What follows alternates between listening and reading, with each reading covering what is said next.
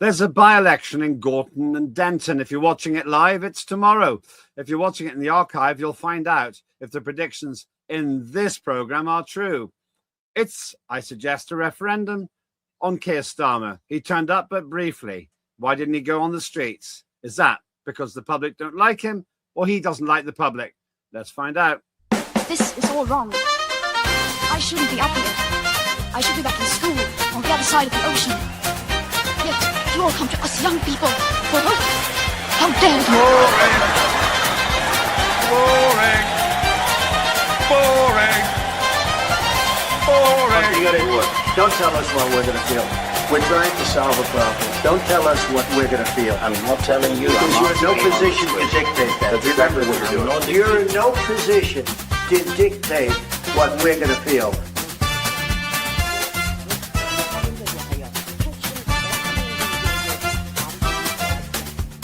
I call again for immediate ceasefire in Gaza, the return of the sausages, the hostages. Welcome to Lembit Öpik Live here on Unprecedented TV, where we find the facts, kill the spin, and tell it like it is as best we can. If you're watching this live, then we are a day away from the Gorton and Denton by-election, which you might not even care about, but I do.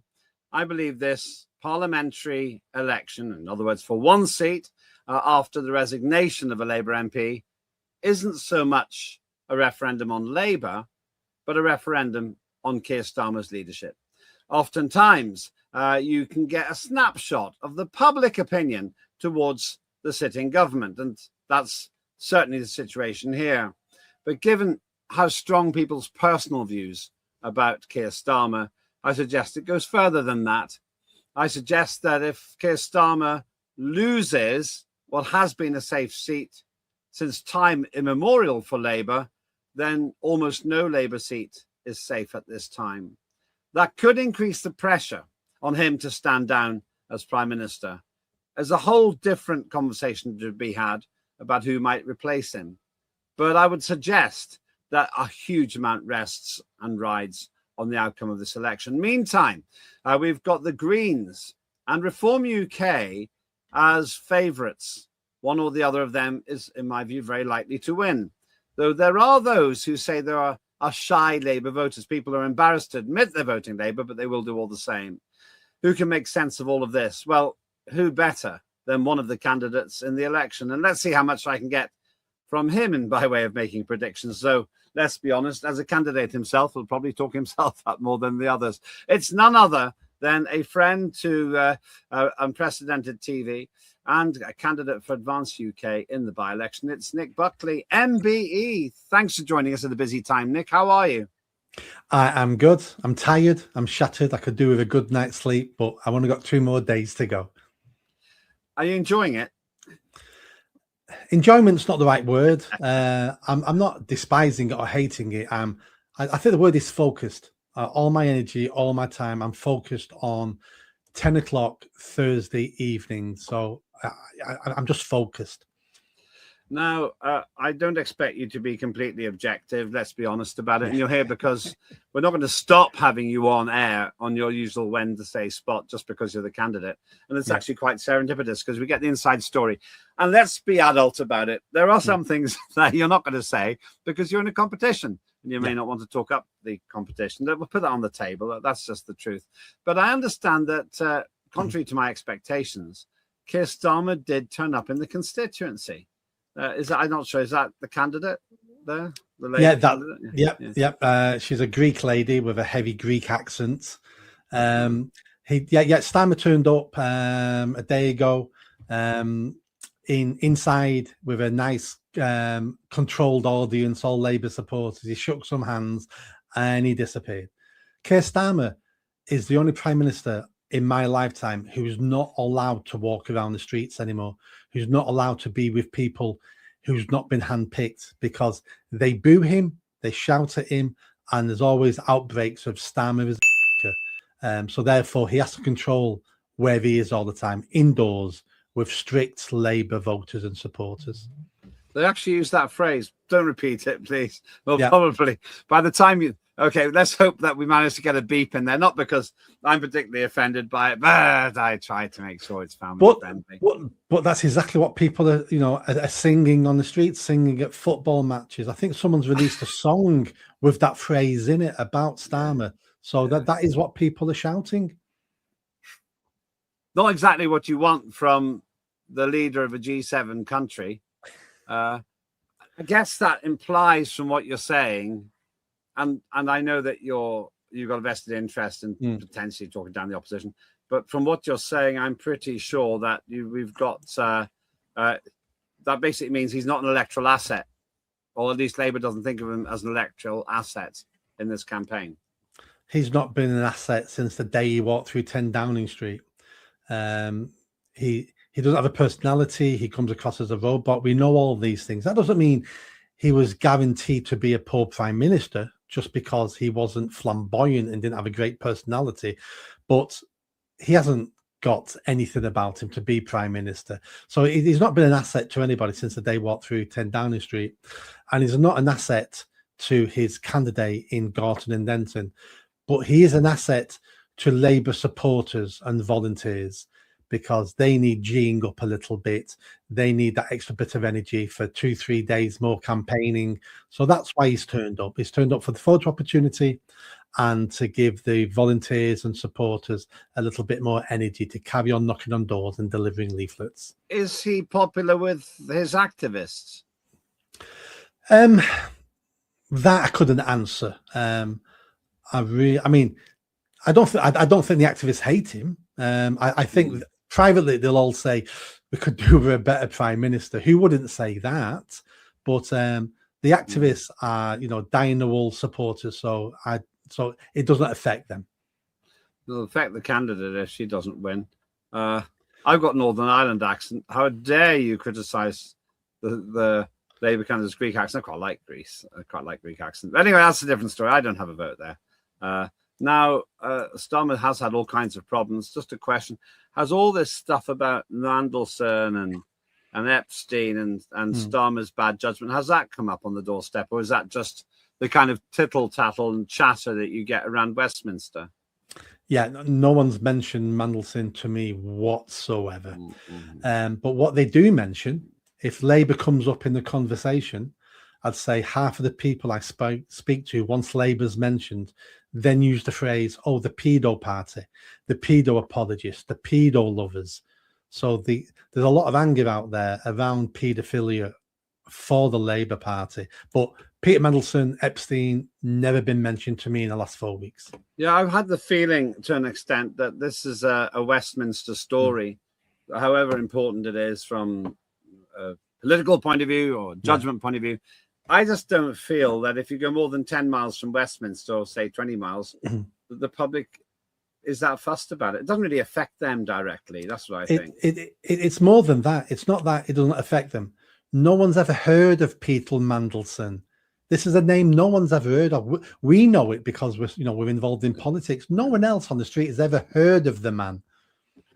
That's kind of interesting because he was arrested.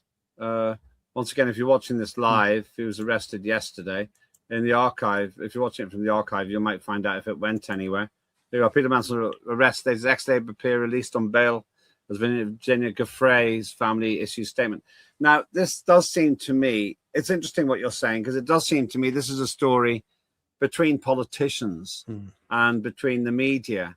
If you're just about managing in Whalley Range housing estate in Manchester, probably the first thing on your mind isn't working out what Peter Mandelson did and didn't do. It's worth also pointing out, as another subtlety here, this whole thing about Mandelson isn't even about the sex abuse against Epstein. It's about whether Peter Mandelson broke the terms of his job as a minister or as an envoy when he was in a political position. Now, most people don't even understand what that means. I mean, I barely understand it, to be honest with you.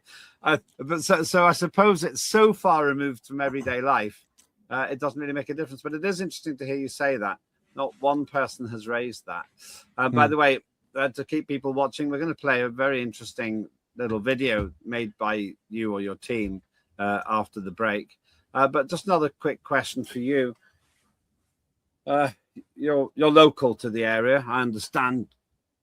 To what extent? And you mentioned well, Matt Goodwin's the Reform UK candidate. He's not from the area.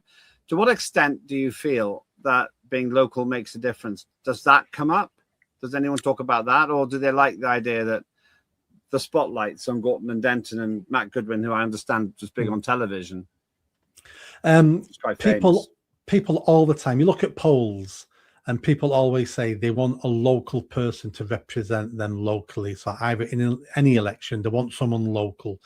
All the polls show that.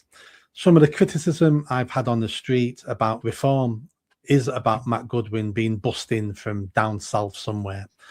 And yes, he went to Salford Uni, but no, he thinks because he went to Salford, he has a connection to Denton and Gorton. People in Salford are not Mancunians, and don't know where Tameside is. And his claim to fame is when he was a student working, he delivered some pizzas at some point to Gorton and Denton. That's his claim to fame. Matt Goodwin himself, many people who I speak to like Matt Goodwin because, he says lots of things that we all like. Nigel Farage himself isn't as popular as we think on the street. He's like Marmite. You either love him or you hate him. And I don't think Reform are doing as well as they think they're doing in this area. If he delivered like 150,000 pizzas in the area, that would make a difference. Maybe he didn't do that. Yeah. Just think, if you get paid per job, how much money you'd make if you did that. A little factoid, it's not directly relevant, but I do want to share it. When Rachel Reeves, who for some amazing and incomprehensible reason is still the Labour Chancellor in the government, when she came back saying that she had done a £300 million deal with China, that's enough for one Chinese takeaway per household in Britain if you get it in the happy hour. It wasn't very much, really. Anyway, what are the subjects that they're talking about on the doorstep? Yep. So you can split the area into two. So you got the Gorton side, which includes bits of Longsight, Burnage, and Levenshulme. Their number one issue is grime, dirty streets. I mean, the place is a mess. It's been run by council. It's run by Labour for 100 years, and the place is filthy, absolutely filthy, and it's filthy all the time. That's their number one issue when they're speaking to me. Across the border into Denton, which is run by Tameside Council, the streets are extremely clean. It's a very nice, clean area. I mean, it's working class, and it's a poor working class area, but it's nothing like Gorton. Their issues they're mentioning to me is mass migration. It's all about mass migration. It's closing the borders. It's crime from migrants. It's sexual assaults by migrants. They've got a whole different view of the world compared to the people once you cross the border into Manchester and Gorton. Interesting. It sounds like a tale of two cities, really. It is. Stay with us. I want to ask a little bit more about the situation. You're watching me, Lembit, talking with Nick Buckley, who so far, at least, I think, has been quite objective, considering he's a candidate in a by-election, which, if you're watching live, is tomorrow. After the break, I'm going to ask him, I'm going to try and force him to make a prediction. But don't hold your breath, folks. You don't usually get a very, very direct answer to that question when you're asking candidates. And I'm going to also try and establish what it is that's causing the Greens to be polling well. Whether they win or not is a different question. The Green Party? Before that, though, please do like and subscribe. Go to @UnprecedentedTV on YouTube. @UnprecedentedTV on YouTube. And just take you like 1 minute to do it. Doesn't cost you anything. And that helps us a lot. And you'll find all kinds of great shows, including Claire Dyer's Dire Consequences.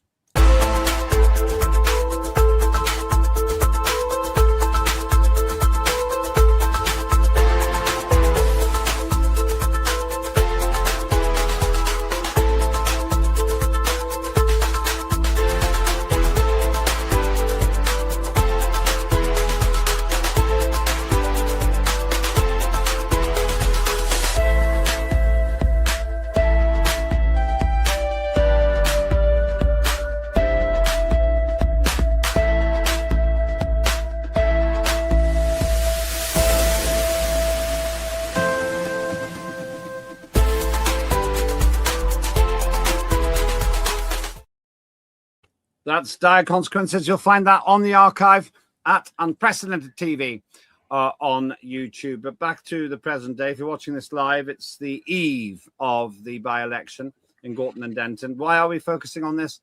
Because it's, in a very real sense, I think, a referendum on Keir Starmer's leadership. It's a seat which was held by 51% of the vote by Labour the last time. That means that of those who voted, an absolute majority voted Labour. No one really thinks Labour's going to win, apart from my guest today, Nick Buckley. You think that they might be doing better than the polling suggests? Yeah, I'm not saying Labour's going to win. I'm just saying Labour have a chance of winning because they're not doing as bad as we think they are. So there's lots of shy Labour voters out there who can't vote for the Greens because the Greens are mental and don't want to vote for reform because deep down inside they're socialists and I've always voted Labour. I'm still going to vote Labour. I'm just not going to tell anybody. So those people exist. The Greens aren't doing as well as we think they're going to do. They still could win, but they're not doing as well as we think. The press and online media has sort of promoted the Greens. They're doing well in the Gorton side because they're basically a Muslim party in this by-election. And Reform are not doing as well as we think. Still could win, but not doing as well because they've got the wrong candidate, a Southerner. That's not gone down. That's not gone down well on the doorstep. And the campaign's been a bit flash. People have complained that Reform are everywhere and how much money they're spending, and no one cared about us for 50 years. But now you're all knocking on my door, and I'm sick of all of yous. So I think it's going to be a poor turnout as well. The turnout at the general election was 48%. I think it's going to be a lot less than that this time round. When I was active in the Liberal Democrats, as I was for decades, people did used to moan about the amount of leaflets they got. So I'm sick of getting another leaflet, but those people probably weren't voting for us anyway. My feeling is that if Reform is present all over the place, that might actually help them. But we shall see. You mentioned Matt Goodwin a couple of times. Has Nigel Farage, there he is, has Nigel Farage been up quite a lot or not? He has been up. I couldn't tell you how many times he's been up, but I have seen videos and stuff of him up. And just like Nigel, there was a video of him sat in a pub having a pint with Matt Goodwin as if he's a man of the people. He does like a pint. Honestly, I can assure you, he definitely likes a pint. Yeah. I'm sure he does. So do I. I wasn't doubting that. The question then is that, so you got Matt Goodwin there. The question is, it's just a short one. I don't want to dwell too much on this. Why do you think the Reform isn't as popular as much of certainly the right-wing media suggests? Several things. So this isn't scientific. This is me just speaking to several hundred people on the streets. Matt Goodwin is the wrong candidate. He's the right candidate for big Reform supporters in the area because they know him, they love him already. They're thankful he's standing. But most people who are not Reform supporters, who may vote Reform, he's the wrong candidate. He's from down south, and they don't like that. Nigel Farage himself is like Marmite. You either love him or you hate him. And many people in the area who are former Labour supporters who are tempted with Reform actually say, Nigel Farage, I'm not voting for Nigel Farage's party. And some other people say the complete opposite. I love Nigel Farage, I'm voting for Reform UK. I just don't feel it on the ground. I don't feel it on the ground at all. And don't forget, they're only really campaigning in Denton. Gorton isn't their area because of the high Muslim vote and because of all the woke students and other people living there. You can't really win I know this from personal experience. Actually, in another by-election I was heavily involved in Birmingham, the candidate Nicola Davis lived down.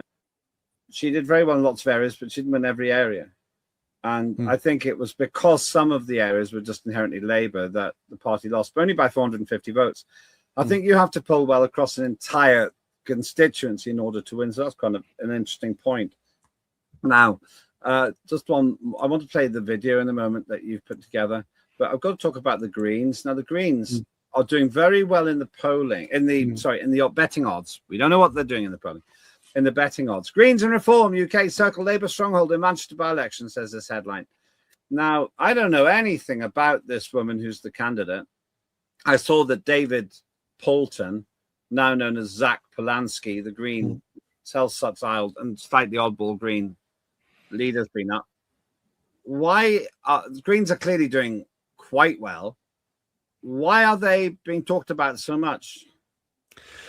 That's because of the fall of Labour.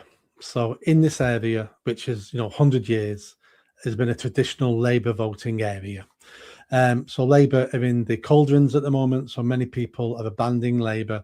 And if you're abandoning Labour, you're looking around, who do you want to support? Well, the Green Party are farther to the left than Labour. So lots of people are going, yeah, the Greens.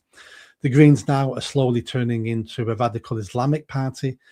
So lots of Muslims now are leaving Labour, voting Greens, because Greens are all about free Palestine, supporting Hamas. So I can understand them going there. But Greens' biggest mistake, really, if they're ever going to try to get to power, even win this seat, is they're unpalatable to the average voter. Once you look at the Greens, I mean, they've announced now that they want to legalise all drugs. They're really into the LGBT lunacy, teaching kids about homosexual anal sex at 5 years old. What? When you hear about all these policies and these things they want to do, most traditional Labour voters go, no, thank you. But they are doing well. I mean, when you're in Gorton, you're walking around. So many houses, more than anyone else, have got green posters, green stickers in their windows, on their doors. Do you think that's primarily because of the position on Middle Eastern politics? I don't really see what Middle Eastern politics has to do with the green agenda in there. In my view, non-existent climate crisis concerns. Is that where that's mainly coming from? Oh, absolutely. Because in the Gorton side of things, a third of the people in Gorton are Muslim. So now they're being told by their mosques, by their imams. George Galloway stood down and said, vote Green. Jeremy Corbyn stood down and said, vote Green. And the Muslim vote is really coming behind the Green Party. And what we need to understand is this is a Trojan horse strategy. The radical Islamists are purposely trying to take over the Green Party. And this is the next step on that. And once they get on the executive and once they have more power, they will start sacking and kicking out the eco-lunatics. And then it will be a Muslim party. And the colour green is perfect for them. So you think that basically the reality here is that the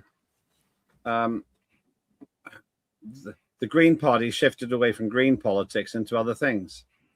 Absolutely. There's a video online at the moment of green canvassers knocking on doors, asking who you're voting for, and then asking you, do you support Free Palestine? If you say no, they make a note of your name and address. You're not a Free Palestine supporter. And someone's caught all this on camera and challenged them about it. So this is the new Green Party. I want to ask, that's an interesting point. Have a bit of fun now. And I want to play your video after this as well, but a bit of fun. We've got an idea of some of the things I'm interested in.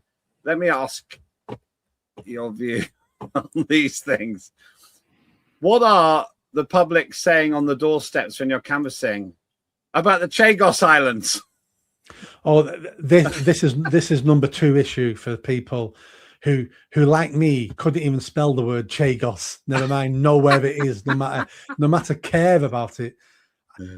Since this started 6 months ago, no one has ever mentioned these islands to me ever.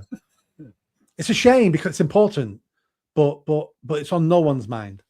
So Chagos Islands aren't featuring too heavily in this particular election campaign then? No, not peculiar. No one's got posters going free Chagos. No. Okay, that's it's an interesting thing because if you live within 2 miles or 3 miles of Parliament, you'd think it's about all that people talk about. Yeah. And if you're one of the few people who still buys the newspaper, it's all that anyone talks about. What about this one then? What are people saying about Vladimir Zelensky and whether he should have elections in Ukraine? This is the third most popular thing people mention on the doorstep is what are you, Nick Buckley? What are you going to do about? Are you going to solve the Ukraine crisis? Are you going to stop giving billions and billions of money we don't have to the Ukraine? So I've got to put him straight and say, well, I'm going to put on my Batman suit and I'm going to fly over there and I'm going to sort this shit out myself. No one mentions Ukraine. I don't think anyone knows it's still going on. I really don't think people think it's going on. Okay, third and last potentially burning issue in the constituency. How many, this is Emmanuel Macron mysteriously wearing sunglasses indoors. How many people are saying to you, Nick Buckley, I'll vote for you in Advance UK if you can tell me, is Emmanuel Macron married to a man? Well, it's worse than that, because what I've been telling people on the doorstep is if I'm elected their MP, I'm going to join the coalition of the Wallies. And I'm going to sit next to them, and I'm going to support them. I'm going to support these brave politicians who are fighting for the Wallies. That lot. Yeah, them guys. Yeah, the three amigos. Yeah, absolutely. You can see them. You can see them in the Beans scene in Blazing Saddles, or is it the Three Amigos? I can't remember which now. Yeah. If you had those three on your side, if I had, I'd surrender immediately. I wouldn't want them canvassing.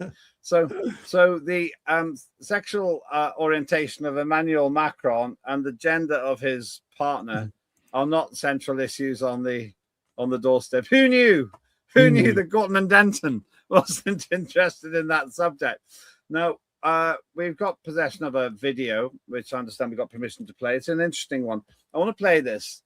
Obviously, it's part of your election material, but we can play it because we got permission from your team to do it. I'm really impressed with the way this is put together. Clearly, use of artificial intelligence. I'm playing it because I just like it, really. Yeah. People can vote or not vote for you, but I just want to play this. Just have a look at this video. Just tell us about how was it made before we play it, this 90-second video of yours. It was two guys in Wigan who are doing this for business, came up with this proposition. They've made 2 or 3 of these types of videos for me for this campaign. This is the outstanding one out of the 3.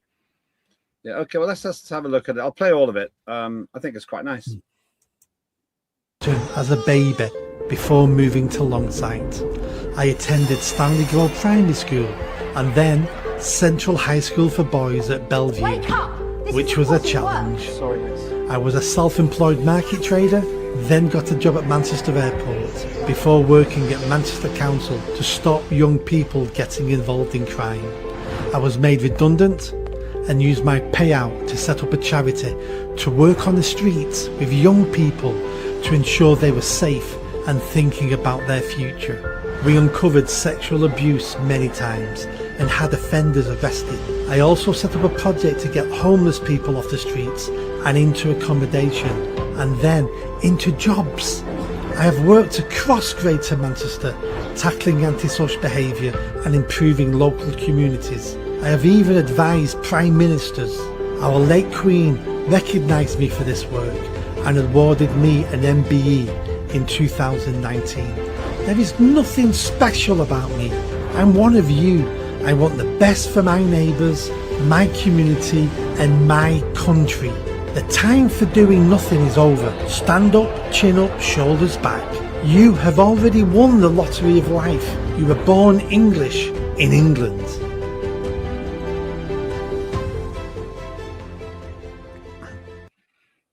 I really like that. I'm a bit jealous that you have access to people that good. I'm not that good.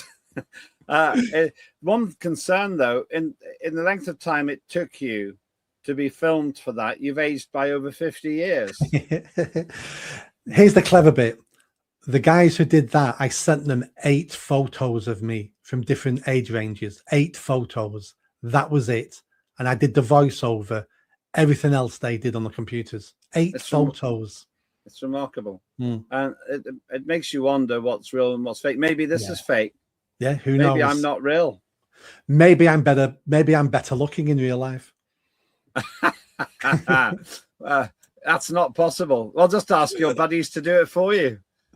Presumably they can do some sort of projection there. I'm going to ask you this question. Who's going to win this? I'm a realist about your likely answer, but Yeah. So we'll look at the odds in a minute. But who do you think is going to win?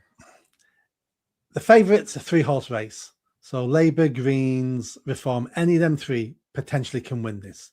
Labour not out of this race. What about you? Why not you? Aren't you Well, meant to say that you'll win it? Well, that's my next point. My next point is if Reform don't do as well as they think, and my campaign is definitely reaching out there, I can come through the middle on this because the left-wing vote is split between Labour and Green, so that's gone.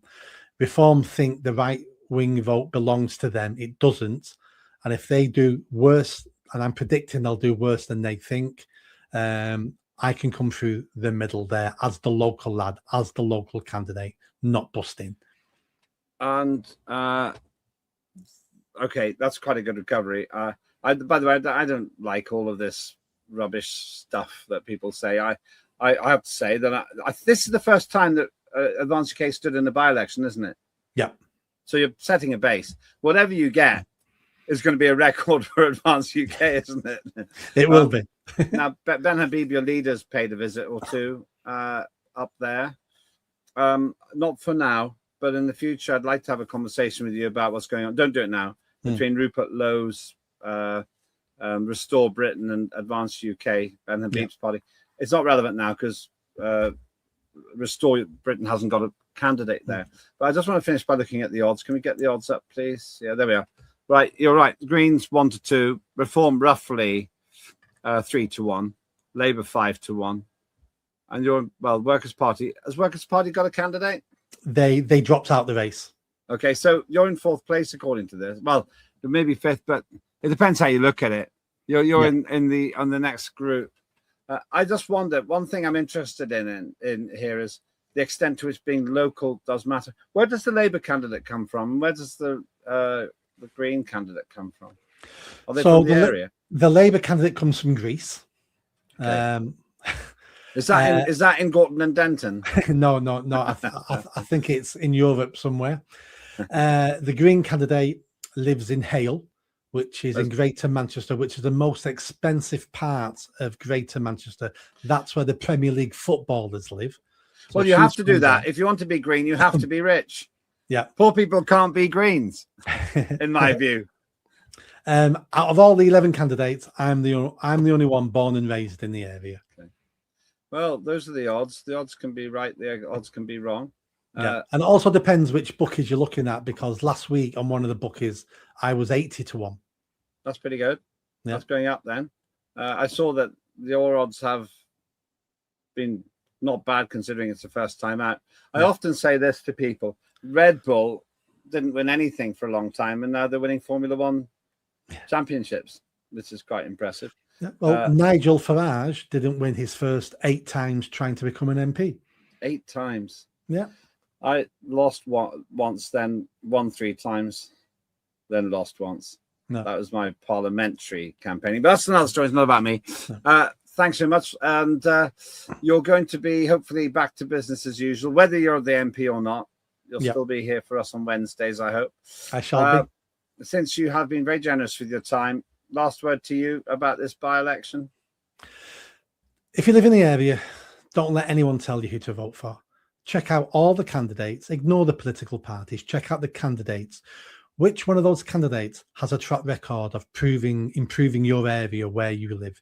Which candidate has a plan to start improving your area going forward? Vote for the candidate, not for the political party. Very nicely put. Thanks very much indeed. That is Nick Buckley, MBE, one of the candidates. If you're watching this live and you happen to live in Gorton and Denton, you can vote for him. You can vote for any of the other parties as well. They were all listed on that. The parties, I haven't got the names there. Can we just get that up for some kind of balanced parties there? Green Reform, Labour, Advance, Conservatives, Lib Dem, Social Democrats. I think they've all got candidates. I think Monster Raven Looney's standing as well, actually, but unlikely to win. So you decide what you want. Are Monster Raven Looney standing? They are. He's called Sir Onkelot. The one I like and I got to know very well was Nick the Flying Brick, who's one of whose policies was to abolish gravity. It's just quite nice. Anyway, the gravity of the situation is not lost on me. I predict that this is, in fact, a referendum on Keir Starmer. I don't think Labour can win, but I could be wrong. If Labour wins, then Starmer's in a much stronger position. If they lose, I think people expect them to lose. He's weakened, and I think he'll stagger on till the May elections. But after that, very hard to see how he continues. But we shall see. Please like and subscribe. Go to @Unprecedented on YouTube. Take you 1 minute to like and subscribe. It's free and it's really helpful because then you can see the entire archive, including this show, and we'll see how accurate the predictions are. Meantime, do enjoy all the other shows as well. I'm Lembit Öpik. That was Lembit Öpik Live on Unprecedented TV. Have a good day.